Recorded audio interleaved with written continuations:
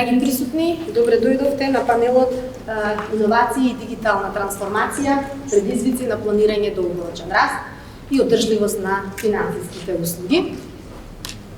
Во рамките на нашата платформа разговори за финансиите, која е последна за оваа година.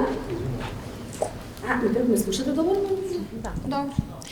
Која е последна за оваа година, имаме за цел да разговараме за тоа како финансискиот сектор, поточно банкарскиот сектор, се справува со забрзаната дигитална трансформација, сектор кој што е традиционално регулиран, комплексен и високо ризичен.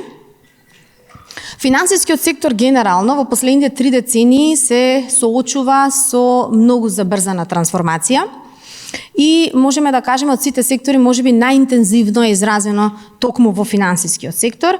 Банките се под постојан притисок да бидат побрзи, поиновативни и да бидат пофлексибилни.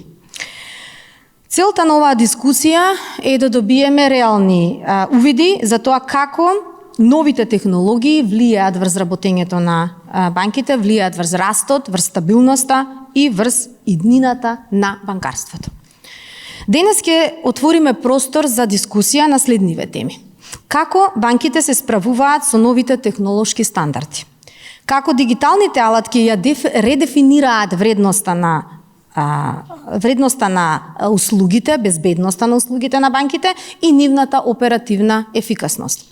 И како иновациите стануваат двигател за економскиот раст генерално, кога се толку брзо се менува? Ке зборуваме за трендови, но ке зборуваме и за нешто зад сцената. Ке се обидаме да доловиме практични искуства, реални предизвици и нови можности кои што ги носи дигиталната ера. Со нас денес се 4 исклучителни професионалци, лидери кои што ја креираат иднината во својот сектор или организацијата што ја представуваат. Ми представува особено чест да ги најавам еден по еден со кратка најава. Првиот панелист што го најавувам е Дане Крстевски од Народната банка, директор на секторот за ИКТ во Народна банка на Македонија со повеќе од 30 години искуство, водел стратешки проекти како SWIFT, MIPS, IT Service Management и голем број на системи кои што на некој начин ја даваат стабилноста и безбедноста на финансискиот систем. Дане, добре дојде. Повели.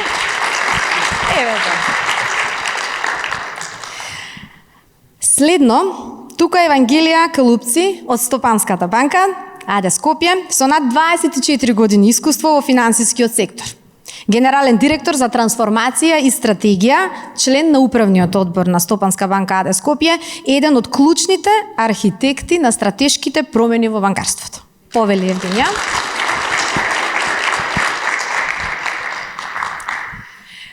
Третиот панелист, Ванчо Митев од AV Connect, главен извршен директор на AV Connect со богато искуство во финтек, клауд технологии, вештачка интелигенција. Неговата работа помага на финансиските институции да се модернизираат, да останат усогласени со регулативата, да ги автоматизираат процесите во процесот на донесување на одлуки. Добре дојде.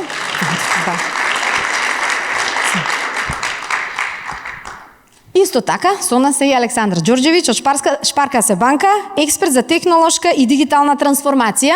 Во Шпарка-се банка ја води дигиталната трансформација и ги предводи IT системите, дигиталните канали, организацијата и банкарските операции. Повели, Александар.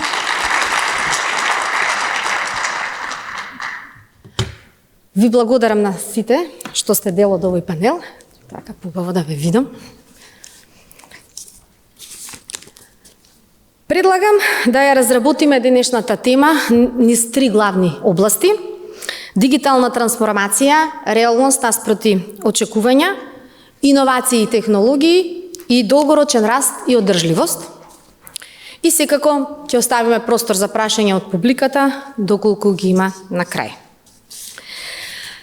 Да ја почнеме првата тема, дигитална трансформација. Не е можеби прашање дали туку повеќе како и колку брзо. И би сакала тука во првата тема да се обидеме да ги разбиеме најголемите митови за дигиталната трансформација во финансискиот сектор по-конкретно. Како ја доживувате дигиталната трансформација од внатре, не само тие кои што ја креират, но и другите чинители, што најмногу кочи, а што најмногу помага во тој процес. Јас ќе се обидам да сумирам на кратко што значи дигитална трансформација во банкарството. Еден стратегиски процес на користење на технологии со цел да се подобри ефикасноста, да се автоматизираат процесите, да се подобри клиентското искуство, намалување на трошоците, секако, и зголемување на сигурноста и стабилноста. Би сакала да потенцирам дека тоа не е само воведување на мобилна апликација, само тој мит да го разбиеме. Тоа е една целосна промена на начинот на работење, културата, процесите, структурата, но и самите услуги кои банките ги нудат. Па во тој контекст би започнала со Евангелија, Ева, if it is okay. Yeah? Се чини дека финансиските институции често инвестираат во алатки, но не и во култура. Колку е ова точно и колку е важна трансформацијата на целата организацијска структура во тој процес на дигитална трансформација на една банка? Yes. Okay, thank you for the question, Katerina. I'm really glad to be here, and thank you for the invitation with this distinct panelist and this very important subject. It's true that digital transformation is very important, especially nowadays. However, this is part of a general transformation that can be only achieved if people are on board, and this relates with cultural transformation. So this is why in Stopanska Banka we ran a year and a half a full-scale transformation project that consists of 8 pillars. So one pillar is related to people and culture, because we consider that without people and cultural change, we cannot implement a structured transformation of how we conduct our business and how efficient we can be with our clients. So even the best technology, if not be embraced by the people, cannot give the results that we would like to have for our clients and our processes and the improvements that we would like to have. So from the first moment, we have designed a transformation program that consists of around 45 initiatives. And some of them are addressed on systems, upgrading our core bank systems, our digital capabilities. But we have also allocated initiatives that are related with leadership development, upskilling of our people, cultural change. We reviewed our vision for the bank, the purpose, the values, what is our purpose, and we are constantly communicating with our people, and we are, in order to have them on board, that these changes are imperative. It's not an option. We need to go to the next phase, and this can happen only with them on board, and in order to achieve the best results for everybody. Апсолутно се согласувам, луѓето се клучна талка во процесот на дигиталната трансформација. Сега ќе предам на Александар. Што е најголемиот предизвик во процесот на дигитална трансформација на една банка? Што најмногу кочи? Технологијата, луѓето, културата, еве ова Ева што го зборуваше, или пак регулативата? Повеќе ако може да го доближиме ова со преку некој конкретен пример, ако може да споделите. Овако, ако бисмо дигитализацију за тренутак издвоили из jedne, da kažem, onako slagalice kao važan deo i stavili je sa strane, da pogledamo šta je sve to što banka mora u jednoj godini ili u jednom ciklusu da uradi, i ako gledamo evo Spar Kase kao deo jedne velike grupacije, mi svake godine imamo veliki broj grupacijskih projekata, pogotovo u delu riska, pogotovo u delu AML-a, compliance-a, imamo security projekte, imamo s druge strane imate neke regulatorne projekte za koje imate i ono što kažemo hard deadline, da u toj godini morate da završite. Ove godine smo imali SEPU, imamo zakon za platne usluge i platne instrumente, što je u principu jedan program koji traje već godinama. Imate infrastrukturne projekte, kao što sam pomenuo, security i tako dalje, i to je sve jedan deo change the bank strane. Sa druge strane imate one run the bank i produkciju bez koje, ukoliko ta ne funkcioniše, u principu change the bank je onda, da kažemo, nema baš mnogo smisla. I sad ako pogledamo sve to, znate, i vratimo digitalizaciju kao važan deo slagalice, najveći izazov je kako sve to uklopiti, znate, i kako sve to završiti u tom jednom vremenskom ciklusu, jer vi radimo sa istim ljudima, imamo manje više iste vendore, nemaju banke konkretno za svaki projekat ili za svaki segment posebnog vendora full dedicirane timove. To su isti ljudi koji rade i produkciju, koji rade na razvojnim projektima, znate, tu su vendori, imate limitirane budžete, imate neki vremenski okvir u kojem morate da završite, naravno da date to na jednom nivou kvaliteta koji klijenti očekuju. I ako sve to onako, evo sad kako sam rekao, spakujemo, to je u principu konkretno za nas najveći izazov, da uspemo da napravimo balans i da digitalizacija ne trpi na svemu ovom. I mislim da smo za ove 2 godine, od kako sam ja tu, uspeli. Ono što nam je takođe bio izazov jeste, znate, iako integracija Spar Kase i Ohridske banke završena još 21. Mi smo u tom periodu, možda ljudi ne znaju, od 2019. do kraja 2021. imali freeze period. Znači, nismo mogli da razvijemo nijedan proizvod i uslugu. Sad zamislite da neko danas stane i čeka 3 godine da konkurencija ili da kažem i tehnologija, da sve napreduje, a vi da stojite. Tako da nam je bio veliki izazov odakle da krenemo, čemu da damo prioritet i kako da to sve postavimo da funkcioniše. Tako da, eto, u tom kontekstu to je negde glavni izazov, a ovo konkretno što ste pitali vezano za tehnologiju, za regulativu i ljude, onako osvrnuću se kratko, tehnologija mislim da je danas ključni enabler, možda i više nego ranije i tek će biti. Imate tehnologiju dostupnu i trebamo to da iskoristimo, tako da mislim da je onako poprilično pomaže i ne bih tu onako, da kažem, stavio neki mark da je nekakav, da kažemo, da koči. S druge strane, regulativa, ja evo do danas, ako gledamo projekte koje smo implementirali, nismo naišli na nekakav stoper koji je zbog regulative. Mislim da regulativa ovde poprilično dobro prati, bar u ovom delu kako mi gledamo danas, i ako uporedim, evo, naše, pošto sarađujemo dosta s kolegama iz Bosne i Crne Gore, uzet ću samo primer, ovaj digitalni sertifikat i potpis. Kod nas je danas to tako, već duže vremena u Makedoniji funkcioniše, mi danas imamo end-to-end proizvod gde klijent stvarno može kroz digitalni identitet i potpis da završi, ima taj convenience da ne dolazi u ekspozituru, dok evo u Bosni i Crnoj Gori, ako ne grešim, još uvek nije regulisano i ne postoji end-to-end proces kao takav, međutim mora klijent da dođe da nešto potpiše u ekspozituri, pa sam samo napravio paralelu. I ono što je i Eva spomenula i nama jedan od najvažnijih pilara su ljudi, konkretno naši zaposleni i klijenti, i tu u principu vidim najviše izazova. To je taj deo, da ljudi usvoje, da prihvate digitalizaciju, ono što ste rekli na početku je super, nije samo mobilno bankarstvo, to je jedan način razmišljanja.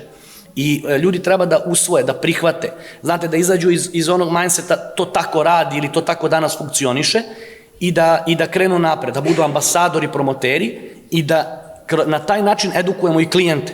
Zato što imamo tu jednu situaciju da se mnogo priča o digitalizaciji, ali da suština još uvek nije usvojena, ni interno u banci, a ni od strane klijenata. Ja sam baš, iako ne volim mnogo da pričam o procentima, o brojima, baš sam neku analizu pogledao da otprilike 6% u Makedoniji, otprilike 6% ljudi je uzelo kredit end-to-end online, kažem, online u tom kontekstu. Tako da još uvek ima mnogo prostora da se radi. Tako da, kad kažete taj neki konkretan primer, evo, mi sad trebamo uskoro da pustimo online kredite, pustili smo depozite, meni je tu najveći izazov bio, pošto stvarno učestvujem u tim radionicama, zanima me, znate, kad prvi put uvodite neke proizvode, Tu smo nailazili baš na takve specifične stvari gde ljudi insistiraju na nekim stvarima koje danas postoje u ekspozituri i uopšte nisu neophodne da budu. I jednostavno, baš je poenta da izađemo iz toga kako je danas. Da možda potpuno smenimo, ali da za klijenta to bude jednostavno, da bude lako i da ima onako dobro korisničko iskustvo.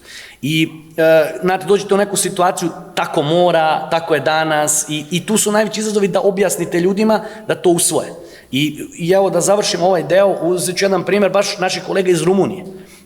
Banka BCR u Rumuniji, dokaz da može i da je stvar u pristupu i ja smatram da to treba da ide top down, stvarno od menadžmenta pa na dole, da se spušta na ljude. Oni danas imaju, ako ne grešim, poslednja informacija sa njima kad sam razgovarao, 33 od 35 proizvoda end-to-end na mobilnoj aplikaciji, čak i hipotekarni kredit. Što znači da pristup, promena procesa, promena mindseta, način kako razmišljamo, dovodi do toga da se u stvari moguće, tehnologija je tu koja nam to omogućava, samo je pitanje da li mi želimo i koliko smo spremni. Да, ти благодарам. Дане, дали сметате дека малата големина на македонскиот пазар на некој начин ја ограничува таа дигитална трансформација на финансискиот сектор и како да го надминеме тоа? Факт е дека е мал македонскиот пазар. Па да, благодарам за прашањето. Секако дека за да се направи некоја дигитална трансформација, треба да се вложат средства, се вложат во технологија, хардвер, софтвер, телекомуникацијски линии. Сите ти имаат фиксни трошоци. Потребно е се обучат луѓе, како за одржување, така се обучат и крајните корисници. И за тоа исто требаат средства. Така да не е исто да имаш пазар од 100.000 потенцијални клиенти и 10 милиони. Ќе секако дека овие фиксни трошоци на стартот ќе се делат на многу поголем број луѓе и ќе бидат трошоците помали, со тоа попристапни до крајниот корисник. Ние како Народна банка имаме два типа на, како да кажам, дигитализација. Една е внатре во банката за наше подобро работење, друга е во однос на банкарскиот систем. Тој дел што е финансискиот систем, тој дел што е во наша надлежност. И двете патат од тоа дека за да се направи нешто потребна е технологија, ние сме државна институција, треба јавна набавка, треба луѓе за тоа. Така да проблем е малиот пазар. Меѓутоа, сигурно не треба да биде да се застане со тоа.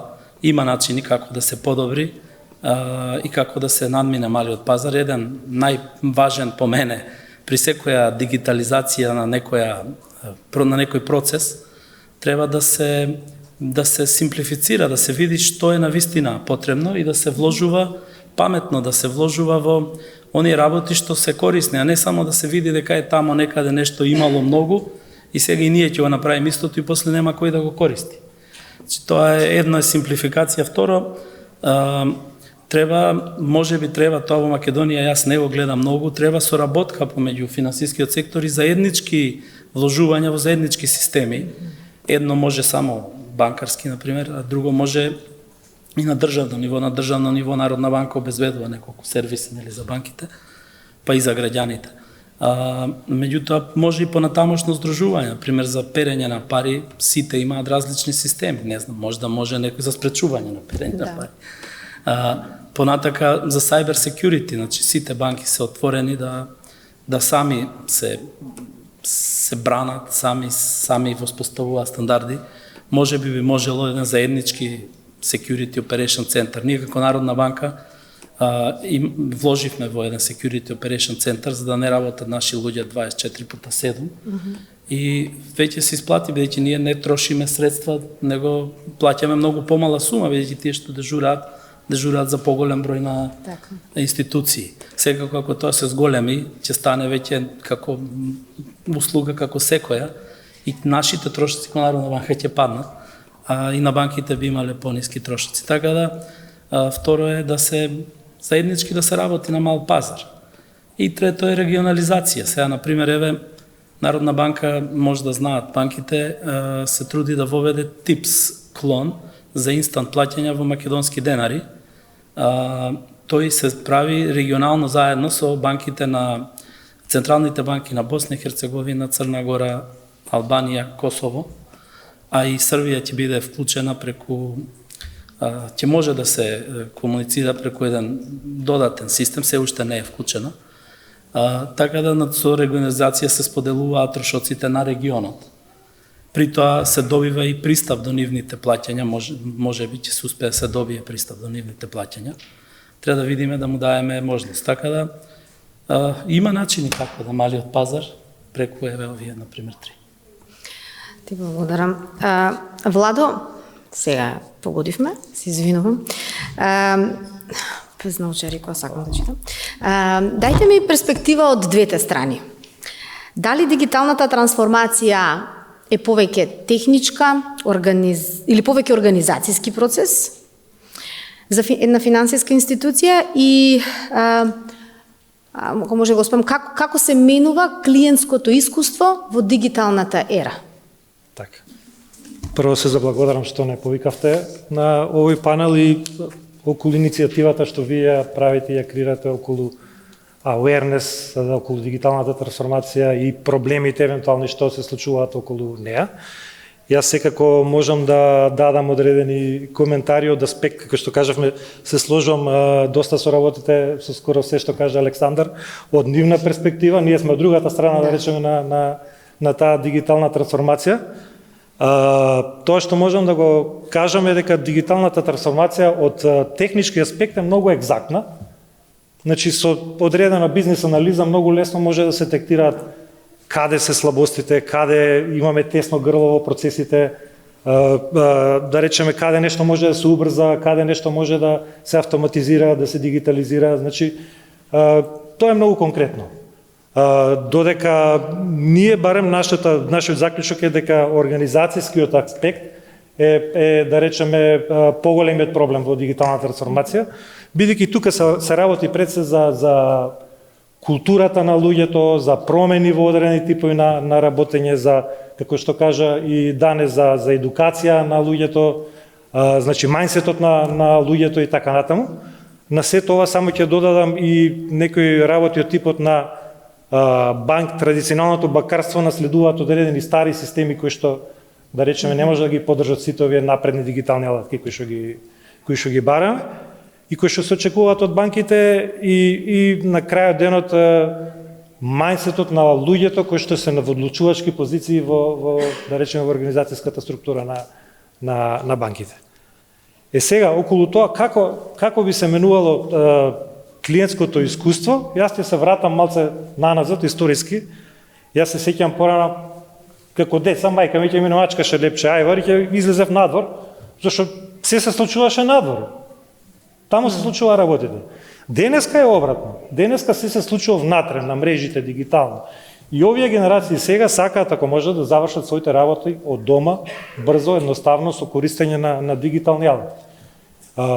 Тоа што можеме да видиме по шалтерите во финансиските институции, се претежно структурата на луѓето е таа постара генерација, да речеме, која што има некаква одбивност или не знае да ги користи дигиталните алатки, или пак знае, ама се плаши како да ги користи, да не направи некоја глупост, нели, во целиот тој процес. Така да, еве јас ќе искористам можноста да кажам, да речеме, што ние како компанија, да речеме во последно време имаме направено, да речеме еден proof of concept, кој што се врзан со утврдување на кредит на ризици при кредитно одобрување. Знаеме дека порано се чекаат 2-3 недели за кредит да се одобри. Времето, да речеме, една од банките го убрза тој процес кога беа оние компјутерски ваучери и слични процедури кои што тоа го правеше за 3 дена и стана многу популарна во истиот момент. Сега, значи, доаѓаме повторно до потреба на убрзување на тој дел и ние направивме proof of concept каде што користиме вештачката интелигенција и креираме еден AI модел кој што му даваме да ја научи целата историја на одобрување на кредити, да речеме, за една институција од регионот. Исто така ја научивме да знае да прочита било каков темплейт на документи кои што би биле потребни за да се поднесе барање на одреден кредит. Тоа типот на биланс на успех, биланс на состојба, не знам, тековна состојба, бизнис план и така натаму. И тој модел го научивме да го процесира тој бизнис план, да најде предности, мани, да ги земе сите податоци во обзир и секако да ги земе и практиките во одлучувањата, историски гледано на назад, и да даде во рок од една минута да врати назад одговор дали е eligible овој клиент за кредит, за колкава сума би бил, може да му се одобри. Нормално сега за почеток, додека се уште не ја добиеме довербата на моделот кој што го креиравме, на крајот целиот тој процес некој човечки фактор ќе штеклира и ќе рече да, ова ворете, но замислете како би изгледал тој модел после 2 години историја наназад, учење и одлучување за одредени работи. Значи, тоа било страшно брзо и го менува клиентското искуство до максимум, кога некој знае дека не треба 3 пати се врати во банката, него со едно доаѓање, буквално за минута до 2, прелиминарно ќе знае дека може да добие кредит до таа сума и понатаму станува само административниот дел да се заврши. Па добро, да. Големо влијание во тоа ќе има и регулативата, затоа што ова нели дека мора некој да штиклира е поврзано и со европскиот акт кој што бара нели одлучувачки, сепак да биде човекот крајен одлучувачки фактор. Така да во тој контекст промена во таа насока, еве сега читавме има олеснување нели на регулатива со неколку иницијативи, со неколку области и се надеваме дека да, можеби за некоја година, доколку се овозможи и од законска гледна точка да може машината да одлучува, би требало да го доживееме нели ова искуство. Секако, тогаш би било комплетно автоматизиран процес. Ти благодарам. Одличен вовед за нашата втора тема, иновации и технологии, на која јас би сакала и подолго да се задржиме и во фокусот овде на нашата дискусија секако ќе влезат новите технологии, сега колку може да ги кажеме нови технологии како вештачката интелигенција, машинското учење, облачни услуги, автоматизација, некои дигитални канали, безбедност, споменавте сите, сајбер безбедноста и како сите тие влијаат врз процесот на иновациите, кој што неминовно мора да се прави во рамки на организациите, како влијаат на клиентското искуство, еве нешто зборувавме, но пред се долгорочната стабилност на финансиските институции, затоа што финансиските институции мора да имаат печат на долгорочна стабилност. Може би по-конкретно да утврдиме каде имаат најмногу импакт и каде имаат најмногу ризици.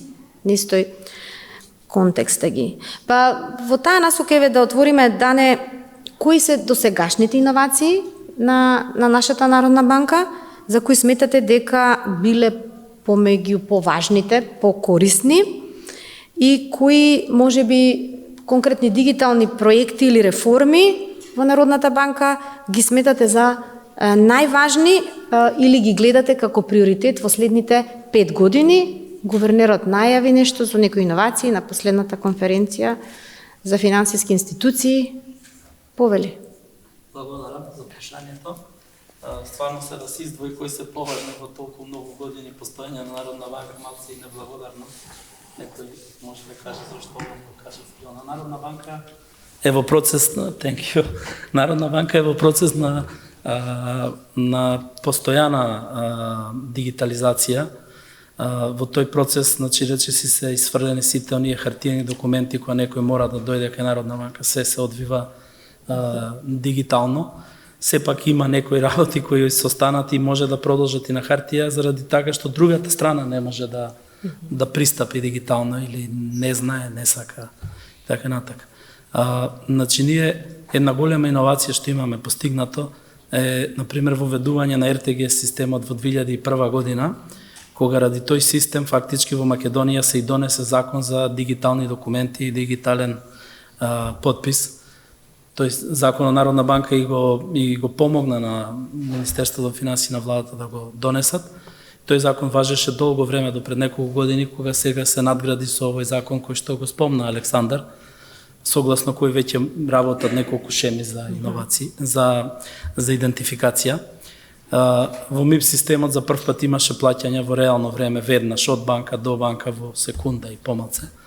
Тоа беше, значи, во 2001 година и тој систем и ден денес добро функционира, иако веќе застарува и ние му правиме нова нова итерација со поддршка на Европска Унија градиме нов систем кој би требало во октомври да биде во продукција. Освен системот за плаќања, кој што, како што кажав, не е само с плаќањата, но тука и дигиталните подписи. Мислам дека првиот дигитално подпишан документ, а да е легално валиден, беше во тој систем. Освен тоа, има Народна банка правено повеќе иновации баш. Пример, прв пат во Македонија воведе кастодијан банк, на македонски го преведуваат чувар на имот, за пензиските фондови, кои до ден заработат, во меѓувреме со закон се трансферира таа функција надвор од Народна банка. Народна банка воведе систем за задолжување на државата на домашниот пазар, сите слушате на телевизија, нели, државата ќе се задолжи еве сега со граѓанска врзница наскоро, не знам. Тој систем изработен во Народна банка и Министерство финансии го користи повторно со електронски подписи, сите тие идентификација, авторизација. Има многу, сега мислам, ако ги набројувам понатака, може да се задржиме, например, на кредитниот регистар. Спомна Владо дека тие анализираат дали може да дадат кредит некому, вај да го користат кредитниот регистар како еден од изворите. Мислам, прв извор во Македонија. Народна банка ги собира сите кредити од сите правни физички лица и банките кои даваат на некој кредит имаат можност да ја проверат. Исто тоа све е дигитализирано што од 2007-2008, не знам, но сега во 2022-2023 беше, мислам, воведовме да можат и граѓаните, секое правно лице, да се приклучи преку системот за интероперабилност и да си ја провери својата кредитна изложеност према во која банка има кредити. Може да некој го користел тука и не знам, може да каже дали е товар или дали е корисен. Тоа е бесплатен е тој систем. И како поттик сите граѓани да почнат да користат системот за интероперабилност на државата и услуги GovMK, кој што треба да се користи за да за мала економија да се користи идентификацијата која тој ја дава. Кои се перспективите? Понатака за сега во моментов Народна банка што работи, ја спомна СЕПА, тоа веќе е завршено. Сега се работи на воведување на Instant Payment System, TIPS, како што кажав пред малку, нели, заедно со Банката на Италија и група банки од регионов. Понатака се работи на систем за интегрирано известување. Народна банка имаше во текот на годините едно 15 на системи кај што банките репортираат за супервизорски потреби, за статистички потреби. Тие сите се интегрираат, негде во 2027 се планира да оди во продукција интегрираното известување. Понатака се надоврзува Data Warehouse се гради за екстерните статистики. Со тоа Народна банка ќе има поголем увид, нели, во сите овие статистики што ги издава Народна банка, после Државниот завод за статистика, а согласно Законот за статистика е втор најголем статистички орган во земјата. Народна банка може да сите ја гледаат како банка, затоа што зборот банка наведена така, освен што е банка, ја познаваат исто и како супервизор, меѓутоа има и трета голема улога во државата, тоа е статистички орган. А статистиката е консумер голем на дигитализацијата. Овој Data Warehouse исто така ни е спонзориран од Европската Унија, од ИПА проект, што е еден од начините како за мал пазар да направиш некаква дигитализација. Што се однесува на вака по-интересните работи, вештачка интелигенција спомна, ние работиме во секторот за IT, внатрешен проект за сите наши тикети што ги имаме од сервис дескот. Значи, нашиот сервис деск е за вработените во Народна банка и за банките, тие што ни се клиенти од прва линија, не стига до граѓаните. Сите тикети ги анализира и може после да го прашуваш како чатбот колку дане работеше, на што работеше дане, што беше проблемот со таа и таа дирекција, што е корисно во моментов, меѓутоа не е 100% сигурен, така да иновацијата има цена и треба да продолжиме на подолг рок, како што е пишано во програмата, ќе се работи на CBDC, односно македонски е денар,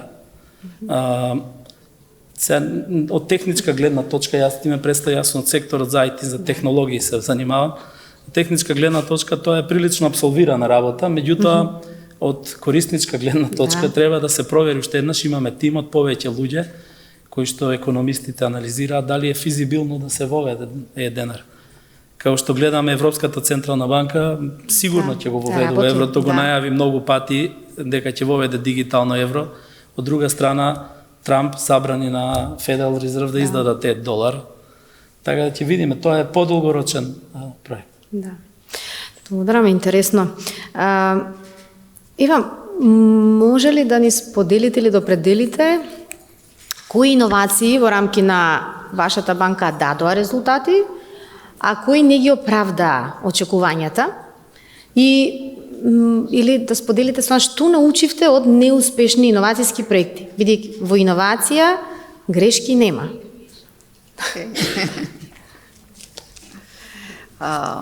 That's true. I mean, I follow the challenges that the co-panelists shared, and it's amazing to also hear once again the challenges that we are facing, that are common challenges within the industry and our partners as well. So every innovation, in order to be successful, need to address a problem, a challenge of our clients or our organization, and also result in efficiency. Either this goes to our clients or to the entire organization. In order to be also helpful and really adding value, it needs to build on some structure and reliable data. If you plan to implement a very advanced, for example, solution, and very complex one, that cannot be supported by reliable data in places like data warehouses or data lakes, as this is also a common work. And this will not be really adding value. Also, if we go to new innovations and more complex solutions, when we haven't addressed our internal processes and we haven't simplified the processes, also again, we might want to build a very interesting and very complex projects, but this will not exploit the technology itself. So, in order to have innovations that really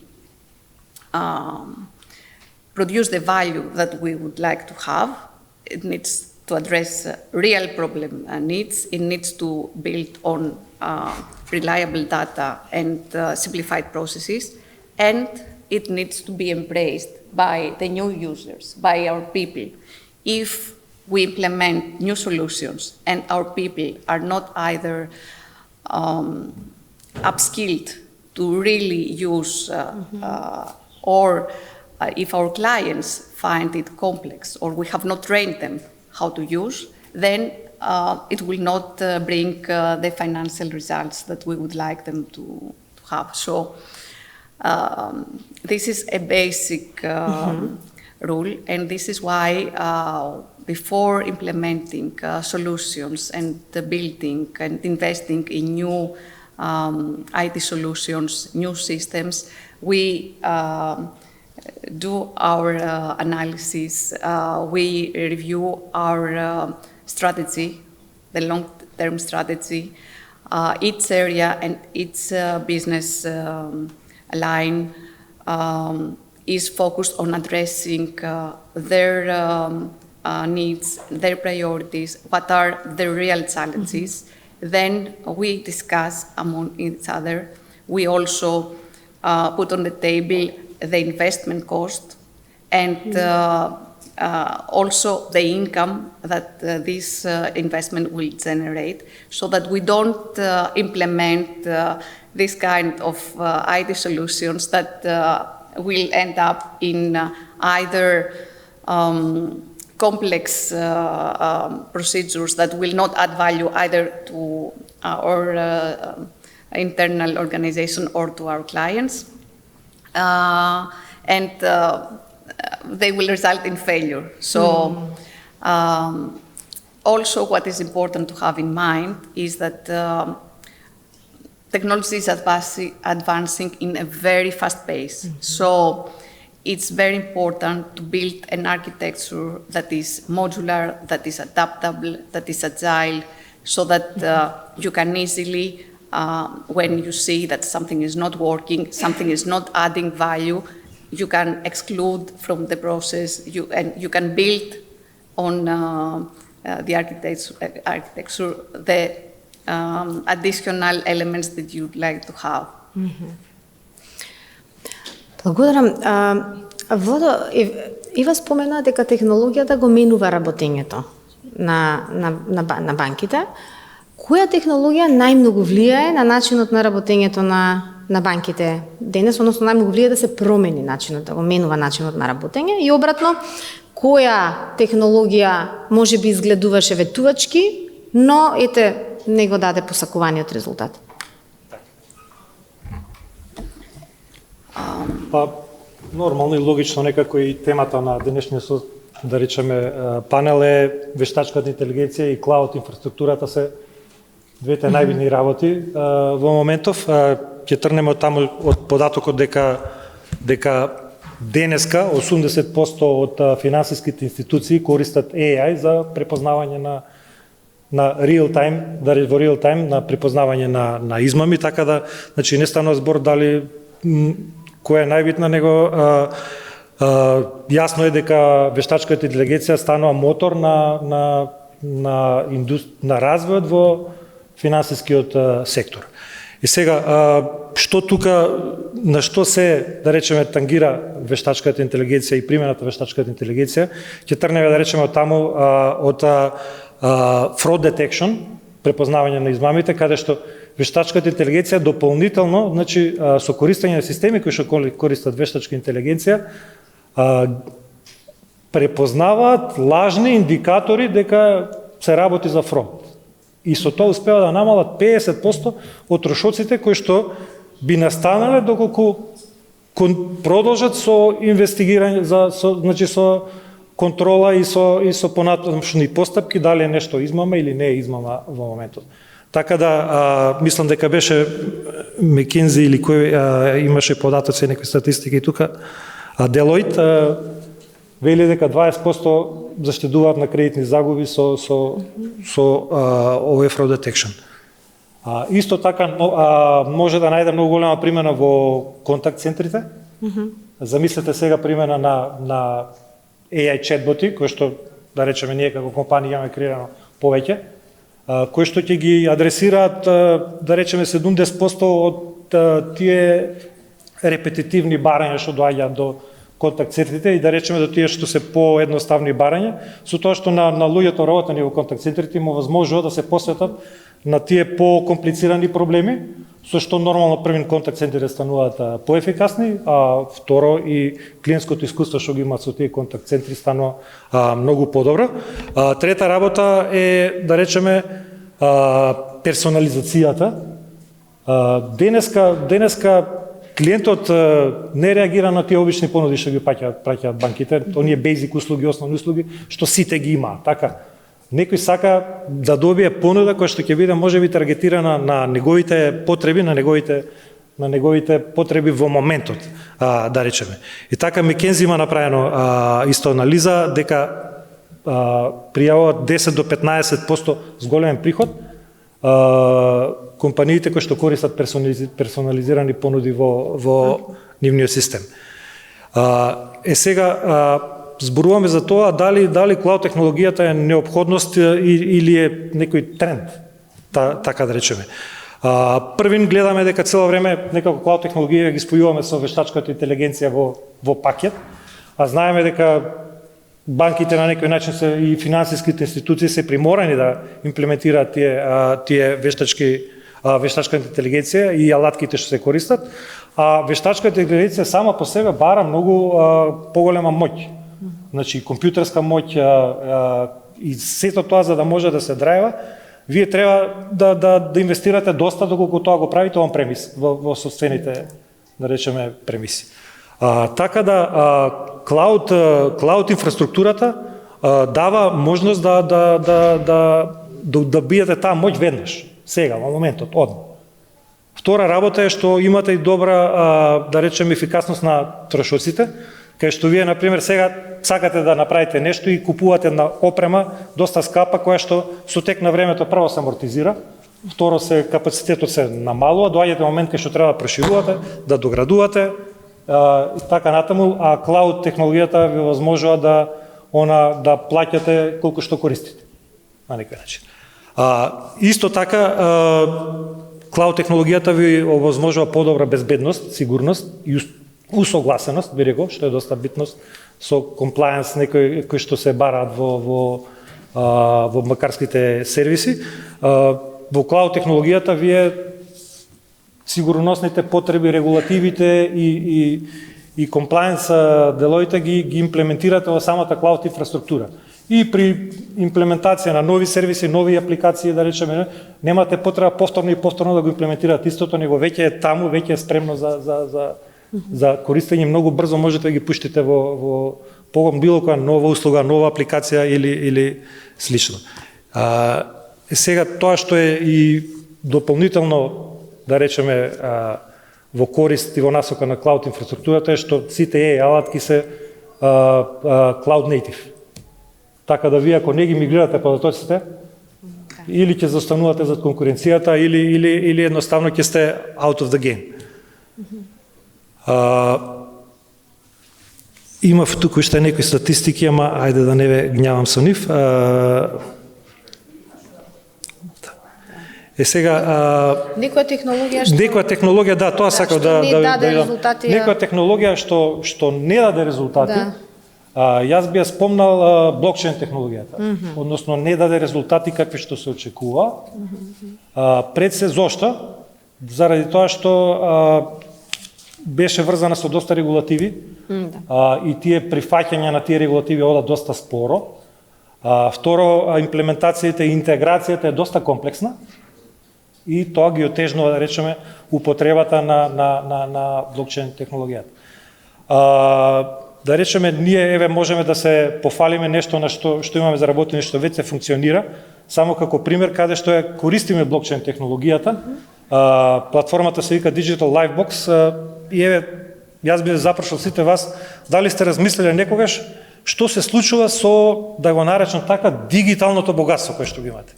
Некој од вас има криптовалути, некој од вас има некој друг тип на членства, социјални, да речеме, акаунти, Instagram, Facebook акаунти или така натаму. Што се случува докато не е најдено нешто ви се случи на вас?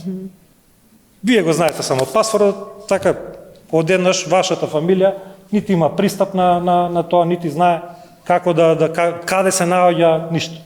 Едноставно ги губите неповратно за секогаш. И Digital Livebox користи NFT токени, кои што довозможуваат, доколку одредени услови се реализираат и се исполнат, да сите тие работи бидат пренесени на лицето кое што ќе биде дизајнирано, назначено. Така да е еден добар пример каде што ние правиме чекори околу користење на блокчейн. Уште веруваме дека има голем потенцијал, но веруваме дека споро се движи. Моментално нели блокчейн технологијата се користи само за некои кросбордер плаќање и дигиталните валути, генерално е лимитирано на тоа, но веруваме дека во иднина ќе се користи за многу повеќе. Да, благодарам. Интересно, да се надобрзам на ова што го зборуваше Владо, Александар, во контекст на дигитализација на сервисите, продуктите, се оди сега некако онлайн, нели? Како банка го балансирате воведувањето на иновации со сајбер безбедност? Па знаете како, ми као банка имамо велика одговорност према клиентима, према нашим акционарима, па на крају крајава и према сами себе, затоа што сме и ми клиенти te iste banke o kojoj radimo ili neke druge i tako dalje. I u suštini ovo je mnogo važna tema i moramo mnogo da vodimo računa i mnogo da ulažemo u cyber security i naravno generalno, da kažem, security, da ga ne vežemo samo za cyber security. I naš neki osnovni princip je, i to ne samo na papiru, već stvarno u praksi, security by design.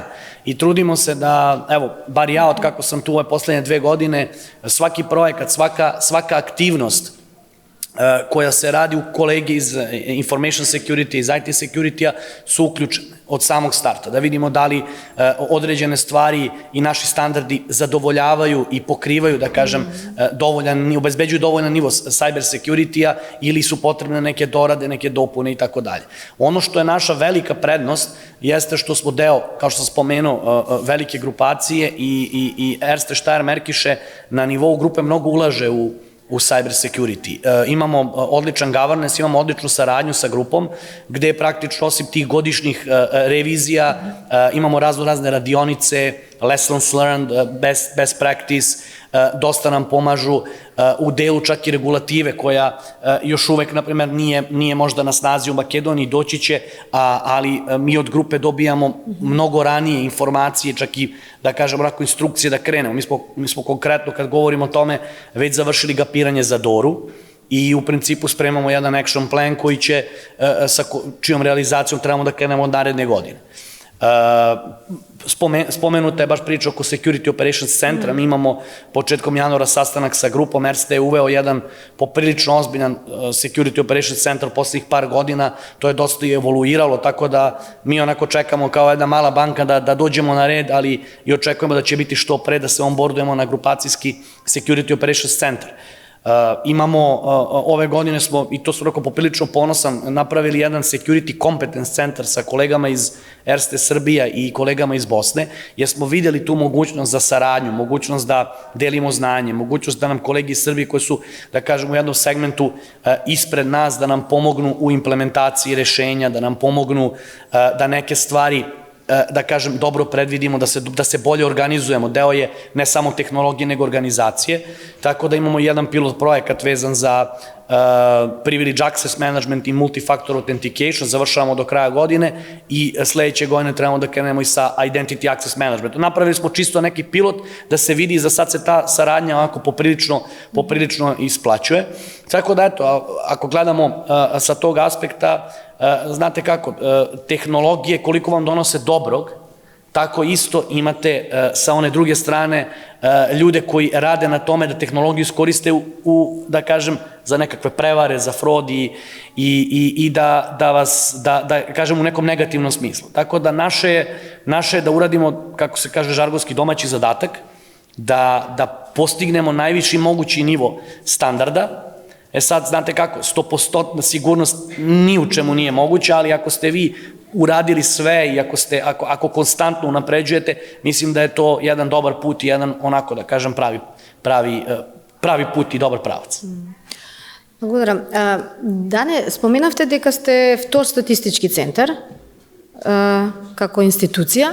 Како обезбедувате сајбер безбедност на тие критични финансиски, на критичната финансиска инфраструктура во рамки на банката во услови на брзо менување на технологијата?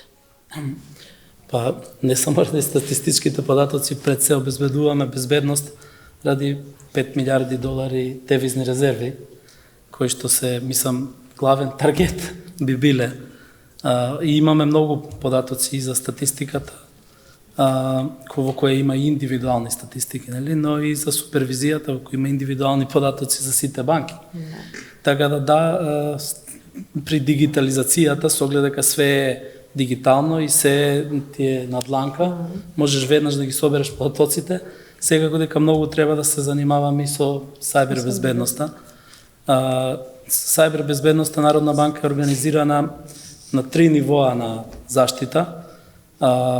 Првото ниво е секторот за IT, кај што имаме IT безбедност.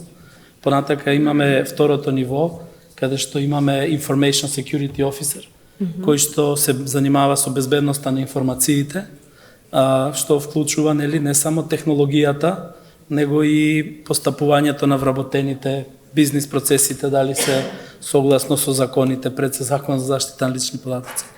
И имаме трето ниво, кој сите што имаат, мислам, поголеми институции, внатрешна ревизија, која ни прави проверка на првите две нивоа дали работиме по правила и прописи. Сега, во рамки на IT безбедноста имаме исто многу нивоа на заштита на ниво на Chromit, они на англиски сега, прв пат го кажам на македонски, каде што има повеќе заштити, ако теоретски една заштита биде провиена, другата, третата да го невозможи, таа заштитата почнува од оние што сите сте ги слушнале, нели, антивирус, секој мора да има, firewall, пред тоа исто треба да има печирани, секој месец издаваат закрпи кои мора да се аплицираат. Познавам државни органи кои за жал не аплицирале закрпи, биле пробиени на firewall-от. И е многу тежок свет за заштитата. Не знам банките како имаат искуство со тоа. Значи, сите ние банки, мислам на 21 февруар 2022 бевме нападнати на веб страните. Утре дента и Украина беше нападната. Не знам од кого бевме ние нападнати. И тоа предизвика иновации за заштита. Ја мислам кај нас имаше доста заштита, се надевам и кај банките имаше заштита. Така да се воведоа пред тој firewall, cloud базиран firewall, во тој cloud базиран firewall што го изнајмуваме, како што кажа Владо, нели, во облак треба да биде, го изнајмуваме и во него има вештачка интелигенција која ги препознава легитимните барања да пристапат до нашиот вебсайт наспроти малициозните и малициозните теоретски ги одбива. Тука има иновацијата, направи проблем пред, не знам, 2 недели. Ние го користиме за Cloudflare, не знам, може да сте слушнале. Cloudflare има IP адреса 1.1.1.1, значи првата IP адреса на интернет. И Cloudflare имаше проблеми и падна Cloudflare. Многу светски веб сервиси не работеа, како Twitter, X и така натака. Не работеше и Народна банка 1-2 пати по пола сат, заради примена на иновација. Да немавме таа втора заштита, си беше само нашата техничка заштита, немаше да паднеме, но сепак во сите други моменти се чувствуваме по-безбедно. И сега, сето тоа се да не набројуваме, уште многу системи имаме воспоставено, Privileged Access Management, Two-Factor Authentication, така натака. На сето тоа плаќаме на дворешна фирма да врши пенетрацијско тестирање.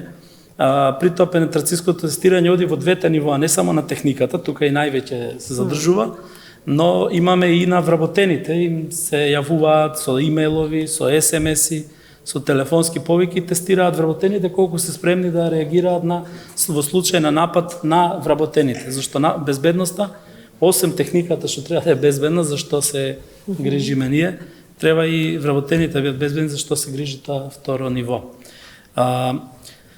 Така да, за безбедноста има уште многу да се зборува. Таа некогаш е и предизвикана од надворешни фактори, например SWIFT има воведено така наречен сервис Payments Control, каде што ги анализира сите наши плаќања, девизните резерви нели ги движиме секој ден, се орочуваат, се купуваат харти, така натака, и ги анализира сите наши плаќања и ако има разлика во нашите плаќања, тој тамо во SWIFT е обучен да го запре плаќањето и да побара од нашите луѓе да го потврдат уште еднаш преку друг канал дека плаќањето е легитимно. И сега, значи, сите овие го спомнав и тоа Security Operation Center, што ни е воспоставен со аутсорс услуга. Тој е како капа на сите, собира ивенти од сите страни, плюс собира ивенти од Dark Web, да не спомне некој Народна банка, обично хакерите кои ќе пробијат некоја банка, ја продаваат. Вика, имам credential за да влезам во Народна банка и ја продаваат за X биткоини и сега ние, ако не спомнат таму, барем да имаме време за реакција, така да собираме освен од нашите системи, собираме информации и од интернет. Јавниот и Dark. Има и повеќе за security. Интересно, да, вредни вака информации. Владо, мислам дека ова го зборуваше во претходното прашање. Ја спомна вештачката интелигенција како клучна технологија за навреди на клауд технологијата, дали е неопходност или тренд. Може ли само кратко да резимираме каде вештачката интелигенција на вистина прави разлика? во кој сегмент, дали ризик, дали контакт центар, го спомна сите овие персонализацијата, даде примери минатото прашање од се, меѓутоа каде на вистина прави разлика? Така. Па вака, значи прави разлика во, да речеме, во сите сфери што ги кажавте.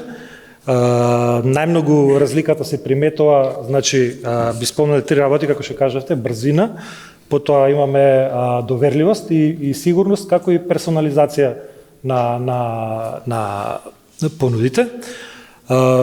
Колку е денес брзината клучен фактор, знаеме сите во динамично време на живење сега и сите овие дигитални банкарски платформи што постојат.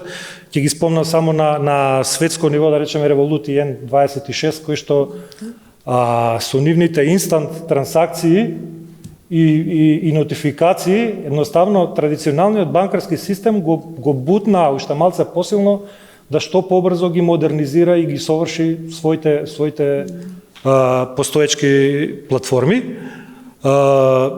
Така да, еве, да речеме, би сакал да спомнам еден пример. Како што кажавме и за безбедност и за сигурноста, како нешто на што најмногу влијае вештачката интелигенција, направени се некои испитувања каде што вели дека 67% од луѓето, доколку би се случило во некоја финансиска институција посериозен безбедносен инцидент, дека би ја напуштиле банката, би преминале кај друга. И сега, еве како пример ќе ги дадам HSBC, UK, значи институција, таа воведе, сакам да кажам дека банките тргнаа во правец на биометриска автентикација, и сега во тој правец HSBC воведе гласовна идентификација. И самите пријавија дека тоа го убрза процесот на автентикација, намали можност за измами и така натаму. Но сега во насока на темите што ги разговараме тука денеска, земајќи во обзир вештачката интелигенција и како вештачката интелигенција напредува со многу брзо темпо, се појавија алатки толку софистицирани кои што од неколку секунди глас, да речеме, може да креира аудио запис, кој што при тестирање во HSBC успел да помине системот за автентикација и да не биде детектиран дека е ова лажно. Тој е најголемиот ризик сега за банките, персонификацијата кој што имаат воведено како можност, а вештачката интелигенција е ризик практично во однос на злоупотребата. Па јас се гледам сега и како алатка за унапредување, нели, ама и од друга страна и ризик. Да. И така да повторно и тие самите се враќаат не се враќаат, него дополнително на таа аудиобиометрика, да си дополнуваат со two-factor authentication и така натаму. Сега, како да речеме банките балансираат меѓу сите овие ризици кои што се креираат и потребата од иновации, од нови технологии. Значи, Гартнер спомнува дека 75% Гартнер е, за тие што не знаат, значи платформа која што дава предвидување што ќе се случува во технологиите, што ќе се случува во бизнис секторите.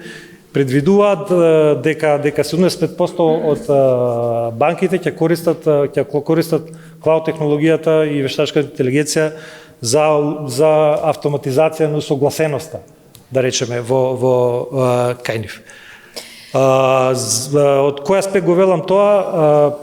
Знаеме дека банкарскиот сектор е оптоварен со регулативи, со постојани промени во тие регулативи, со постојани апдейтирања во тие регулативи. И сега замислете, вие во традиционалните системи треба сето тоа да го апдейтирате рачно, мануелно, тоа оди доста споро, доста бавно, значи и треба секој систем посебно да го адресирате.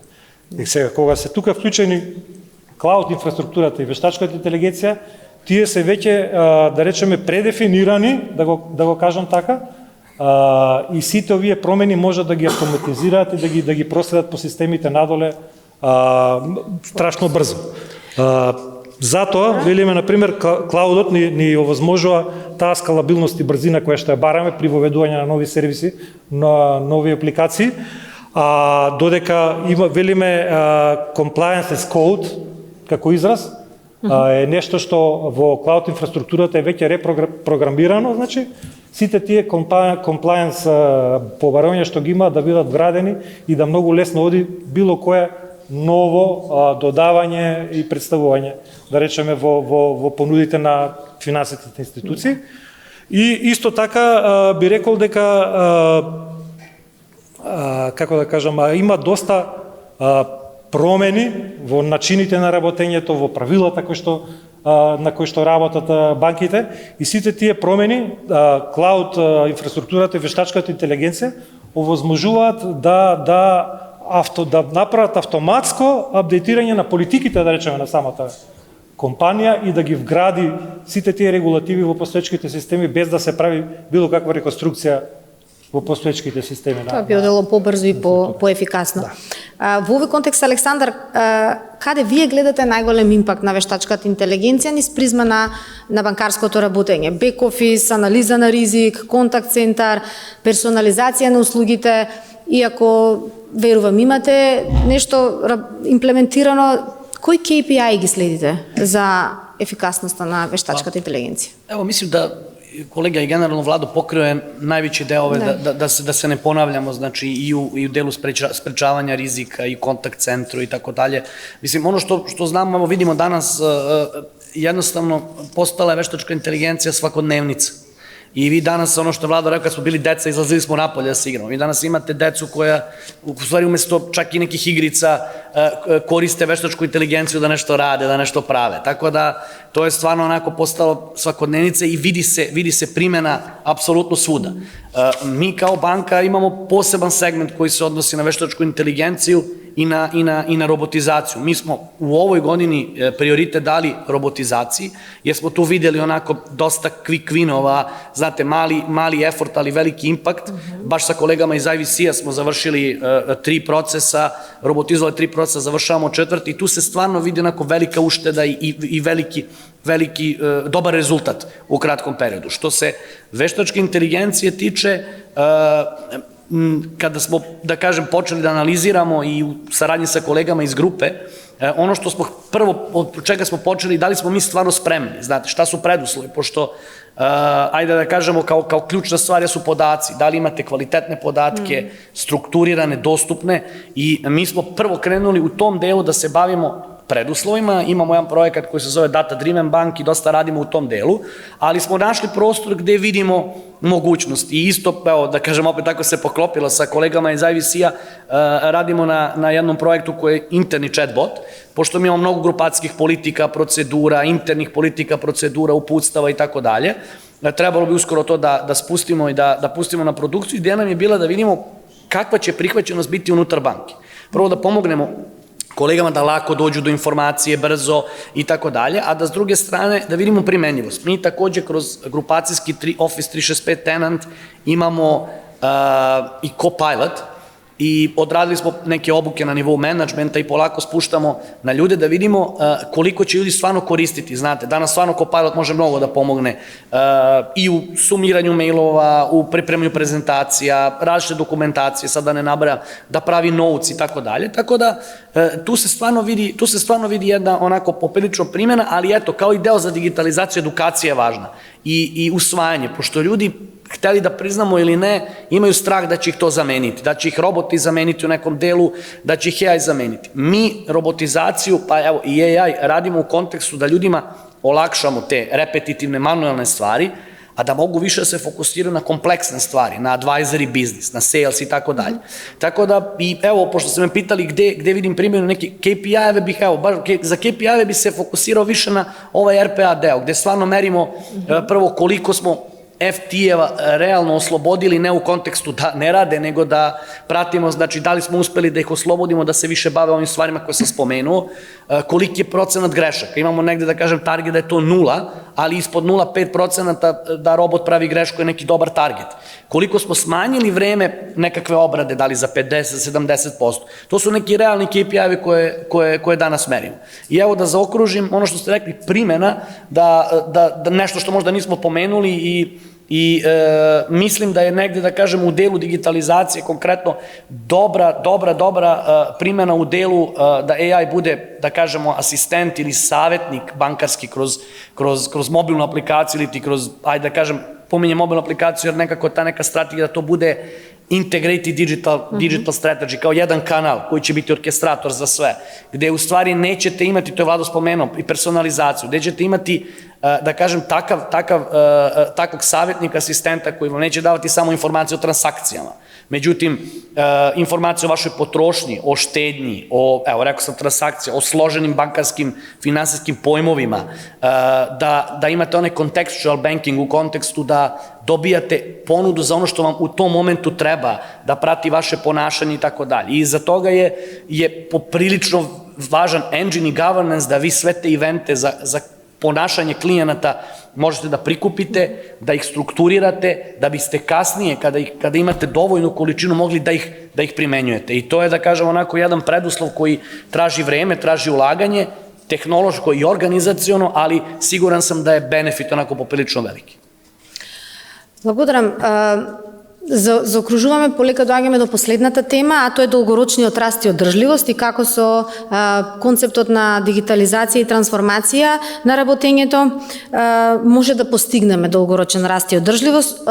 Токму преку овие процеси изборувавме, тука се спомена да се направи поголема ефикасност, да се намалат трошоците, да се зголеми задоволството кај клиентите, да имаме побрза иновација и поголема конкурентност. Во тој контекст влегувам во последниот круг на прашање со кое што и би сакала да резимираме. Еве, со Народната банка дане како да се најде вистинскиот баланс помеѓу иновациите и безбедноста.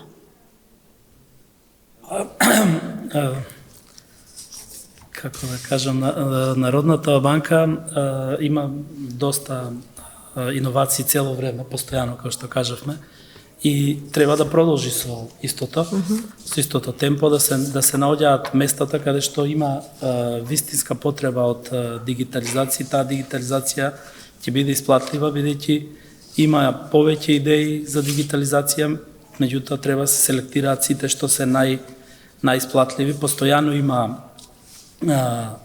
нови барања, како од самите вработени во банката, така и од системот од надвор во Македонија и надвор од Македонија, под притисок од надвор ги воведуваме иновациите. При тоа, Народната банка има еден голем тим за развој на апликација, околу 30 луѓе, така да се справуваме со тие дигитализации како ќе се јави потреба кај бизнес дирекциите, функционалните дирекции. При тоа, за да се запази безбедноста, сега повеќе се фокусираме веќе во дизајнот на услугата, во самиот дизајн да биде вградена безбедноста. Порано, како се правеле апликациите, било целта да работи нештото. Сега е целта да работи, ама безбедно. И имаме повеќе системи со кои што обезбедуваме, од која ќе се направи апликацијата, нели имаме, освен функционално тестирање, имаме статично security тестирање, динамично security тестирање, со што апликациите кои ги произведува Народната банка сама за себе и за банкарскиот систем се поминати низ овие системи. Така да, за да продолжи дигитализацијата, треба да се одбираат правите места и понатака, нели, да продолжиме, ја мислам, како што сме терали до сега. И важно е во процесот на дизајнирање на решението, тука да се вградат повеќе компоненти што порано не биле земени во предвид. Благодарам. Ева, каква е вашата проценка за иднината на финансиските услуги? Еве, во контекст на се ова што зборува од технички аспект, растечка улога на вештачка интелигенција, автоматизација, отворено банкарство, нешто за што веќе се зборува, нели, во јавноста, и можеби да спојам со како во едно такво обкружување се одржува довербата на клиентите.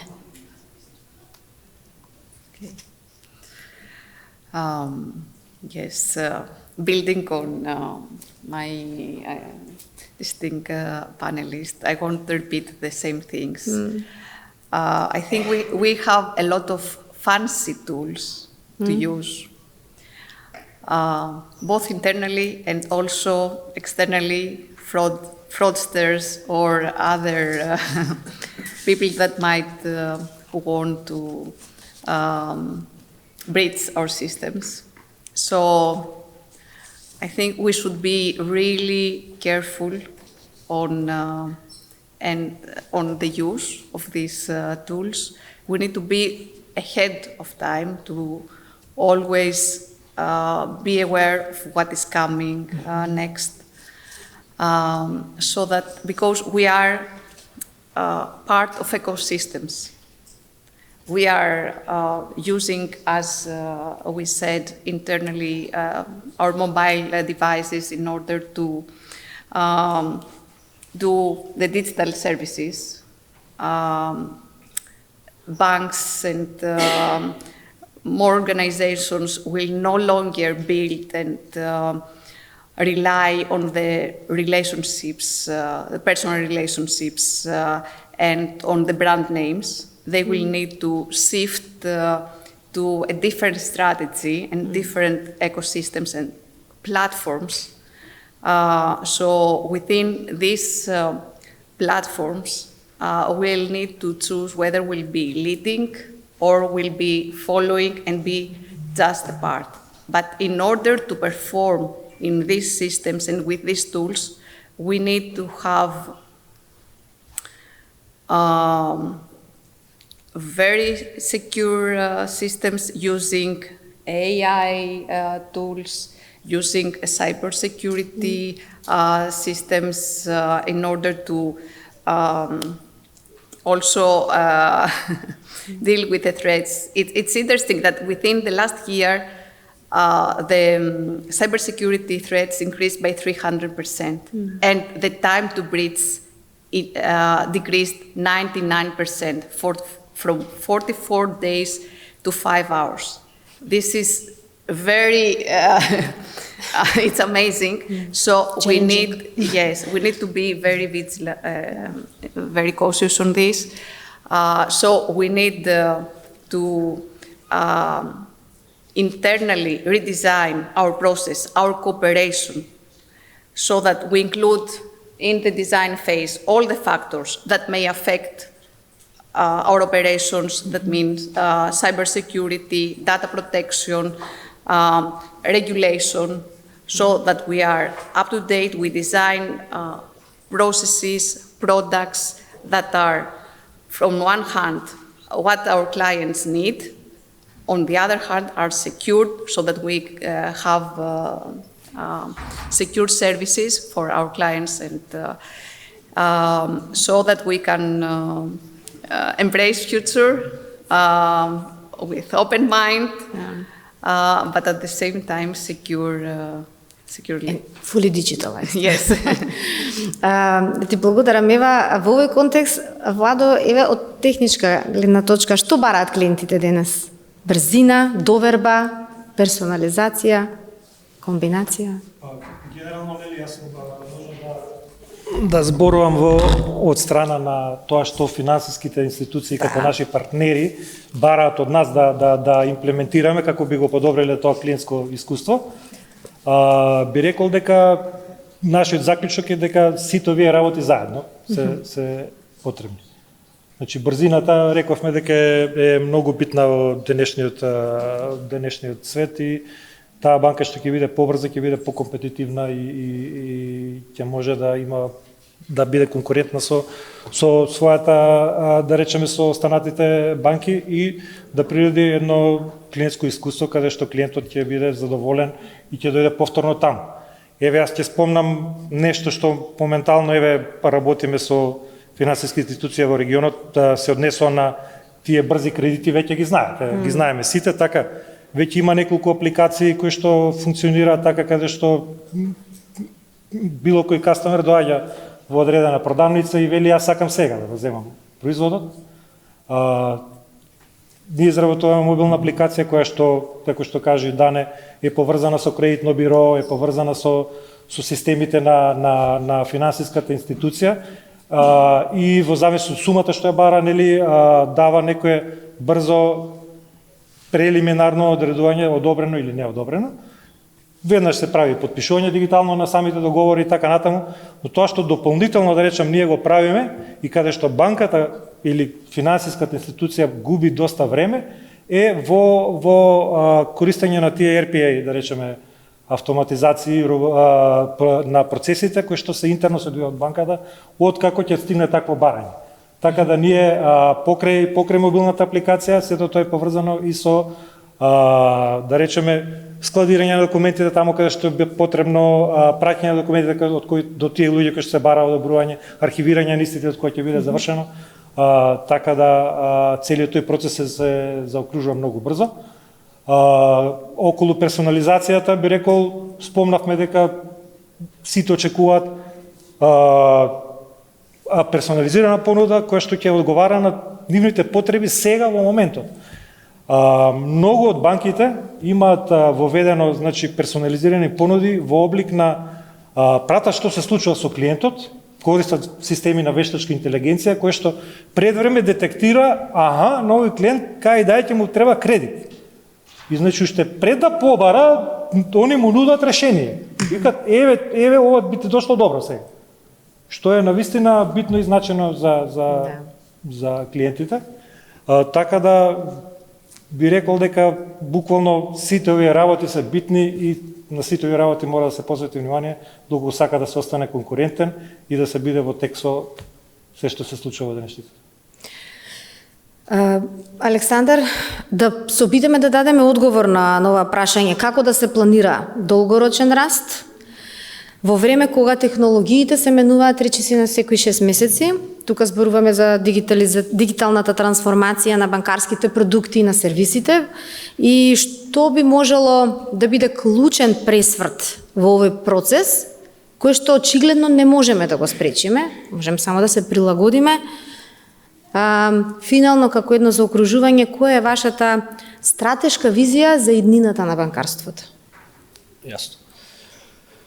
Па овако, оно што сам споменуо, ја мислам и на почетку, код првог питања, технологија стварно гледамо као уз процесе, уз организацију, као еден enabler, као еден стварно онако ступ кој нам помаже да идемо напред и да кажем, ево, да се развијаме во овом процесу.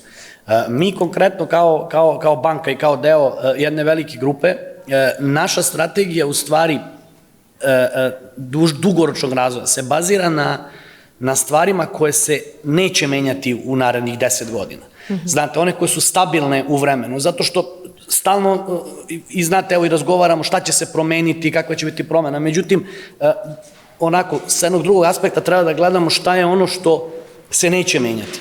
I negde da kažem nekakva 3 ključna temelja koja smo mi postavili kao ono why behind the strategy, jeste ovo što je vlada spomenula i stvarno je tako, personalizacija i ona je ključna da obezbedite relevantnost i da obezbedite, da kažem, to poverenje od vaših klijenata.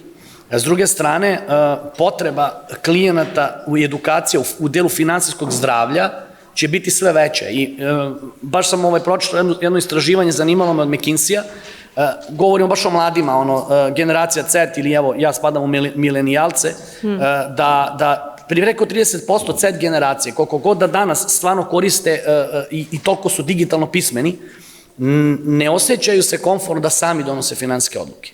Tako da je tu jedan onako dobar i naravno kao treći temelj jeste konstantna tendencija ka digitalnom.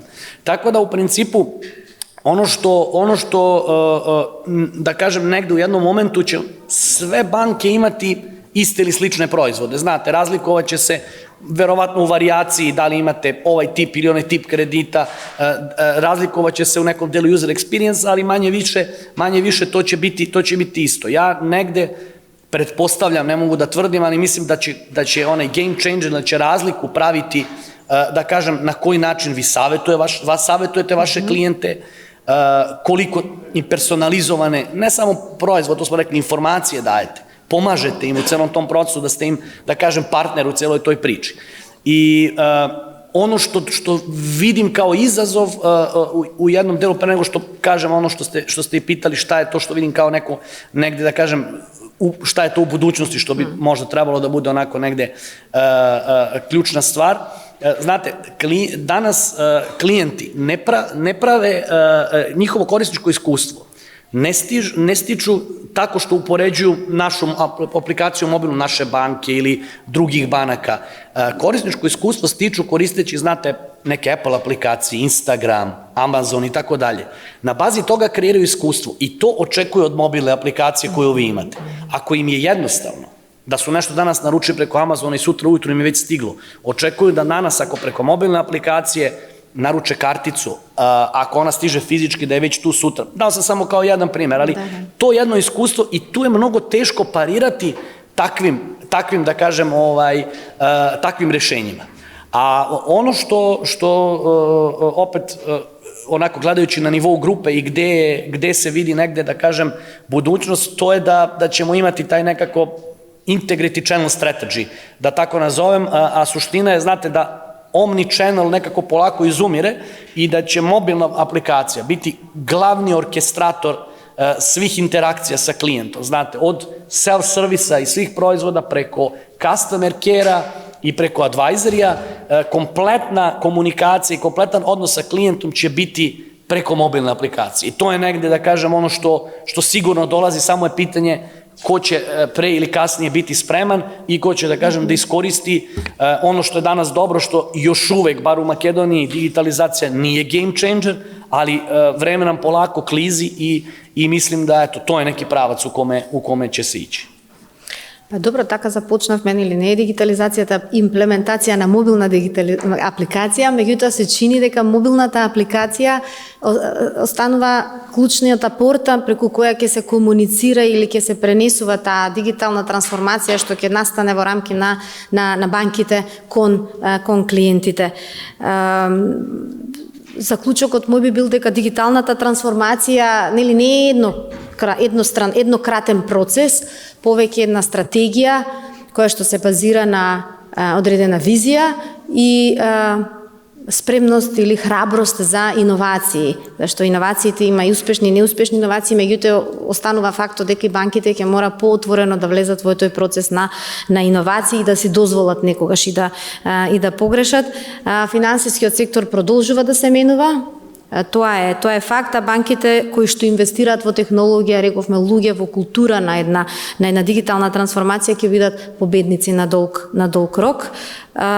Со оглед на тоа дека иднината на банкарството веќе ја гледам како комбинација од технологија, од доверба и една ваква визија стратегиски раст, ми се чини дека по ова што го слушнавме, дека сме на добар пат. Ви благодарам на сите вас за оваа одлична дискусија. Се надевам дека ова наше размислување, споделените искуства ќе отворат нови перспективи, ќе поттикнат нови проекти, ќе има повеќе работа за специализирани компании на нашиот пазар, да работиме малку и за нас и да видиме што ќе ни донесе иднината. Ви благодарам многу. Да. Благодарам.